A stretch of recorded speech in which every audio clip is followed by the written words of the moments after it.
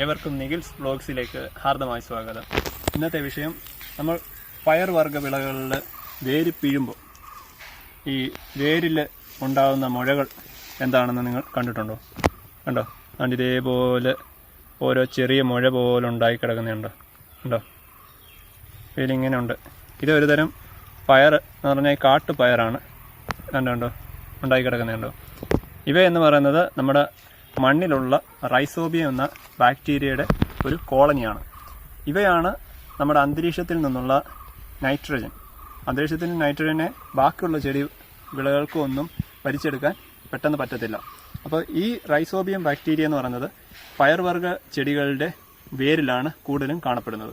അപ്പോൾ ഇവ എന്താണ് ചെയ്യുന്നത് പറഞ്ഞു കഴിഞ്ഞാൽ അന്തരീക്ഷത്തിൽ നിന്നുള്ള നൈട്രജനെ ഇവ ഫിക്സ് ചെയ്തിട്ട് മണ്ണിലേക്ക് കൊടുക്കുകയാണ്. ആഗിരണം ചെയ്ത് ഇവ വിളകൾക്ക് നൽകും. അപ്പോൾ നല്ല രീതിയിൽ ഇവ വളർന്നു കയറും. അപ്പോൾ അതുകൊണ്ടാണ് പലരും ഈ പയർവർഗ്ഗ കൃഷികൾ ചെയ്യുമ്പോൾ റൈസോബിയം ബാക്ടീരിയ നിങ്ങൾ ഇടണമെന്ന് പറയുന്നത്. ഇത് നമ്മുടെ അന്തരീക്ഷത്തിലല്ല, നമ്മുടെ അന്തരീക്ഷത്തിൽ കിടക്കുന്ന നൈട്രജനെ അല്ലാതെ സാധാരണ വിളകൾക്കൊന്നും ഈ സയനോ ബാക്ടീരിയ പോലുള്ള ബ്ലൂ ഗ്രീൻ ആൽഗെ അങ്ങനെയുള്ള ഇതിനൊക്കെയാണ് അല്ലാതെ അന്തരീക്ഷത്തിൽ നിന്ന് എടുക്കാൻ പറ്റുന്നത്. അല്ലാതെ നമ്മുടെ മാവ്, പ്ലാവ് അങ്ങനെയുള്ള ഫലവൃക്ഷങ്ങൾക്കൊന്നും ആ ഒരു കഴിവില്ല.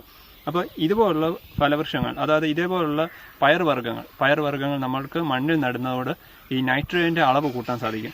നമ്മുടെ അന്തരീക്ഷത്തിൽ ഈ കാണുന്ന നൈട്രജനെ പെട്ടെന്ന് തന്നെ വലിച്ച് ഇവ മണ്ണിലേക്ക് ആഗിരണം ചെയ്യും. അത് വിളകൾക്ക് പെട്ടെന്ന് നല്ല രീതിയിൽ വളർച്ചയ്ക്ക് ത്വരിതപ്പെടുത്താൻ സഹായിക്കുകയും ചെയ്യും. അതുകൊണ്ടാണ് പലരും പറയുന്നത് വാഴ വെക്കുകയാണെങ്കിലും നിങ്ങൾ കുറച്ച് പയർ നടുക.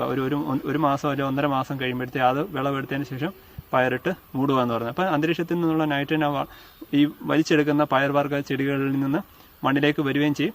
അത് നമുക്ക് സീറോ ബജറ്റ് ഫാമിംഗ് എന്ന് അതിനെ പറയുന്നു. അപ്പോൾ നമുക്ക് എല്ലാവരും ഇതേപോലെ പയർവർഗ്ഗ ചെടികൾ നമ്മുടെ പുരയിടത്ത് നട്ടുപിടിക്കുകയാണ്. ഇത് സാധാരണ വള്ളിപ്പയർ പോലുള്ള, വള്ളിപ്പയറല്ല എന്ന് പറഞ്ഞാൽ കാട്ടുപയറാണ്.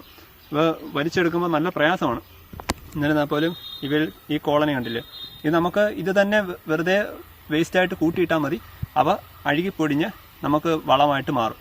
അല്ലാതെ ഇത് കൂട്ടിയിട്ട് കത്തിക്കുകയൊന്നും ചെയ്യില്ല. കത്തിച്ച് കഴിഞ്ഞാൽ അതുപോലെ രാസവള പ്രയോഗം നടത്തുകയാണെങ്കിൽ ഇവ നശിച്ചു പോകും. അപ്പോൾ നമുക്ക് ജൈവ രീതി ചെയ്യുകയാണെങ്കിൽ ഇവയെല്ലാം നമ്മുടെ സുഹൃത്തുക്കളാണ്. ശരി, താങ്ക് യു.